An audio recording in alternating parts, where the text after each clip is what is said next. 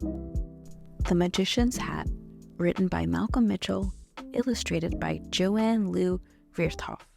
Family Fun Day at the library was filled with exciting events: book scavenger hunts, storytelling, reading rallies. Today, for the first time, a magician arrived with a bag of tricks and a big hat. Everyone gathered around to see the magician perform. He bent a spoon just by looking at it. He made playing cards float in front of his nose. The magician could even make a coin appear from a puppy's ear. When he waved his wand, a banana vanished. This was just the warm-up act. Now the magician was ready to dazzle the crowd with his favorite trick of all. The magician's magic started with a story. When I was a kid, my mom and dad brought me to this library on Family Fun Day. During the book scavenger hunt, I wandered into the reading room. There were hundreds of books. Books about dogs, books about planes, books about the sun, flowers, rain, cities, and circus dancers. Out of the hundreds of books, one special book jumped out at me. It was a book about magic. I read and read and read every single word on every single page. I discovered that book wasn't just about magic. I learned that books are magic. Even though I was still in the library, those pages and words took me places I had always dreamed of going. This is how I knew I wanted to become a magician when I grew up. Soon after that, I got my magician's hat. The Family Fun Day crowd had grown. Kids from all over town were eager to see more of the magician's magic. He asked them, "What do you want to be when you grow up?" Amy shouted, "I want to be a dentist." The magician invited Amy to reach inside the hat. Amy dug deep, then deeper, until she felt something. It's a book," Amy shouted. The magician asked, "What is your book about?" "My book's about teeth, cleaning teeth and fixing teeth and x-rays." Right away, like magic, Amy saw herself holding dental tools, a toothbrush, and a rinsing cup.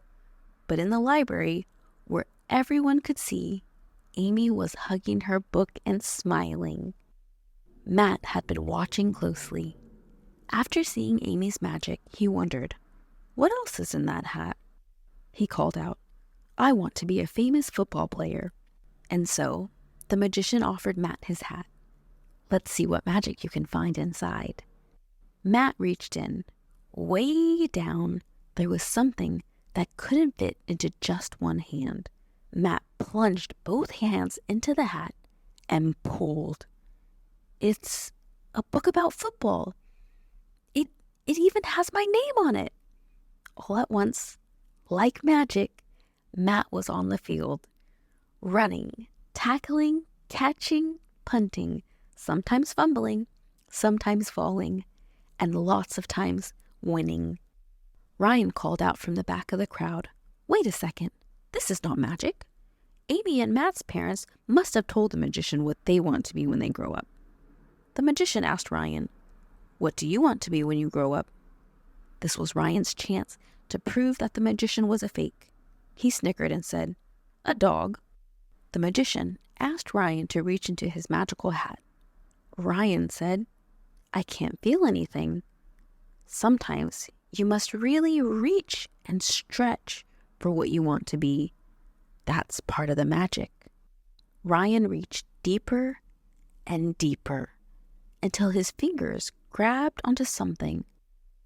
He clutched a beautiful book that had nothing to do with dogs. Its pages were filled with letters and paintings and photos and foldouts, stars, planets, rocket ships. Ryan had always dreamed of becoming an astronaut and exploring the wide open sky, hurtling into outer space and zooming to a far-off galaxy. "Whoa," whispered Ryan. "How did you do that?" "I'm not doing anything," the magician said. "You are." I am? Asked Ryan. But there's got to be a secret trick in those books.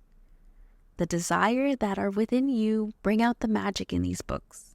Follow your dreams and they will take you wherever you want to go. The magician turned his hat so everyone could see inside. What are your dreams?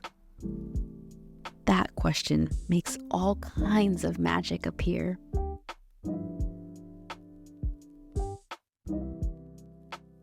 Thanks for tuning in this week.